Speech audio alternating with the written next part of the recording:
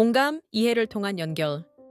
우리는 일상 속에서 종종 상대방이 겪는 감정이나 어려움을 잘못 이해하거나 간과하는 실수를 하곤 합니다.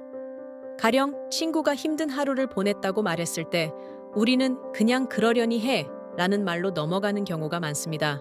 하지만 이런 순간 공감이 필요합니다. 정말로 상대방의 입장이 되어 그들의 감정을 이해한다면 우리의 관계는 훨씬 깊어질 수 있습니다.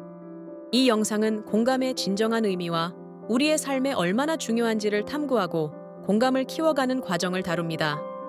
그러면 공감이란 무엇일까요? 그리고 어떻게 실생활에서 실천할 수 있을까요?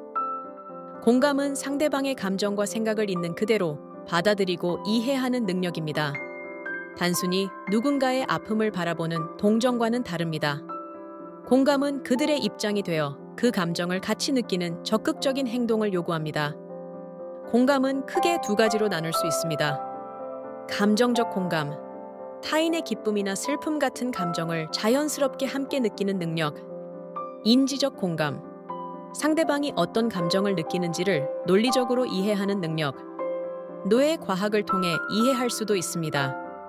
거울 뉴런은 우리가 다른 사람의 행동이나 감정을 이해할 때 작동합니다. 이런 과정을 통해 우리는 타인을 더 깊이 이해할 수 있습니다. 공감은 단순한 심리적 개념이 아닙니다. 우리의 개인적인 관계와 사회에 강력한 영향을 미칩니다. 가족, 친구, 동료 사이에서 공감은 신뢰와 유대를 강화합니다. 상대방이 느끼는 감정을 정말로 이해한다고 느낄 때 그 관계는 더욱 깊어져 서로가 더 가까워질 수 있습니다. 공감은 사회의 벽을 허무는 힘을 가지고 있습니다. 편견과 오해의 기반을 없애고 공동체 구성원이 서로를 이해하며 더 나은 사회를 만들어갈 수 있게 합니다. 한 사람의 공감 행동이 다른 사람에게 영향을 미칩니다. 결국에는 더 많은 사람들이 공감을 실천하여 큰 사회적 변화를 일으킬 수도 있습니다. 공감은 우리 모두가 겪는 감정적인 어려움을 덜어줍니다. 공감을 통해 지원을 받으면 스트레스가 줄어들고 더 나은 심리적 균형을 유지할 수 있습니다. 공감은 이론적 개념이 아니라 실질적으로 적용 가능한 행동입니다. 다음은 공감이 실생활에서 어떻게 적용되는지 보여주는 사례들입니다. 친구가 고민을 털어놓을 때 단순한 해결책을 제시하기보다는 그들의 감정을 먼저 들어주는 것이 중요합니다. 예를 들어, 그런 일이 있었다니 정말 속상했겠구나 라는 말을 통해 공감할 수 있습니다. 팀워크는 신뢰를 바탕으로 이루어집니다. 동료가 스트레스 상황에 있다면 오늘 정말 힘들어 보이는군요. 무슨 일이 있었나요? 라는 질문으로 연결점을 찾을 수 있습니다. 교사, 부모, 간호사처럼 타인을 바라보는 역할에서는 공감이 주요 능력입니다. 학생이나 환자의 감정을 이해하면 더 효과적으로 소통할 수 있습니다. 이견이 있을 때 공감은 다리를 놓아줍니다. 상대방의 상처나 생각을 이해하려고 노력하면 협상과 해결이 더 수월해집니다. 공감은 타고나는 능력이라기보다 훈련으로 키울 수 있는 기술입니다. 다음은 공감을 키우는 실질적인 방법들입니다. 우리의 공감을 방해하는 요소는 무엇일까요? 종종 지나친 자기중심성, 편견, 그리고 끊임없는 바쁜 일정이 공감 능력을 침해합니다. 이를 인식하는 것이 성장의 첫 걸음입니다.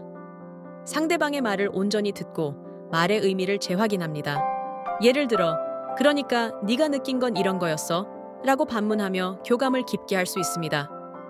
멀티태스킹이나 산만한 상태에서 함께 시간을 보내는 것이 아닌 상대방에게 전적으로 집중하는 것이 필요합니다. 상대방의 이야기에 진정으로 관심을 가지세요. 왜 그렇게 느꼈을까? 나, 어떤 환경이 이런 결과를 만들었을까? 같은 질문을 던지는 것이 긍정적인 태도입니다. 어떤 때는 말보다 표정, 몸짓, 목소리 톤이 더 많은 것을 전달합니다. 상대방의 비언어적 신호를 주의 깊게 관찰하는 것이 중요합니다. 공감은 개인적인 차원을 넘어 우리 사회 전반에 큰 영향을 미칩니다. 글로벌 문제와 사회적 갈등에서도 강력한 무기가 될 수 있습니다. 리더는 공감을 통해 조직원들과 더 효과적으로 소통하며 더 나은 결과를 이끌어낼 수 있습니다.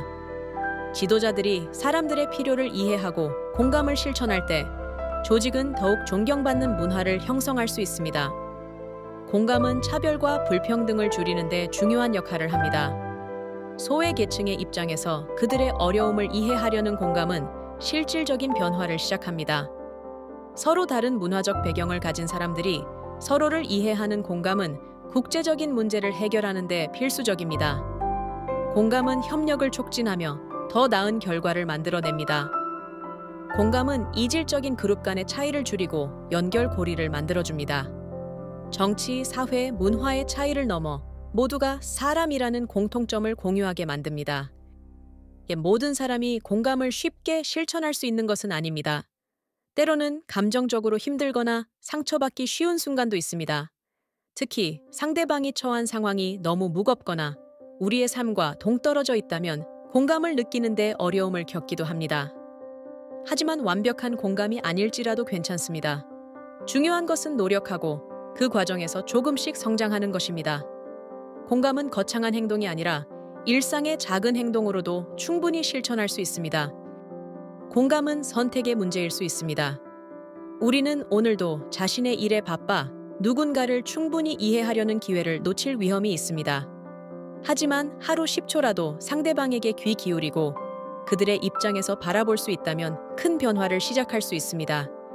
이 영상을 본 당신이 이제 공감을 더 자주 그리고 의식적으로 실천하길 바랍니다. 공감은 더 나은 세상을 위한 출발점이며 작은 친절 하나가 세상을 더 따뜻하게 만들 수 있습니다. 지금 작은 공감의 행동을 시작해 보세요.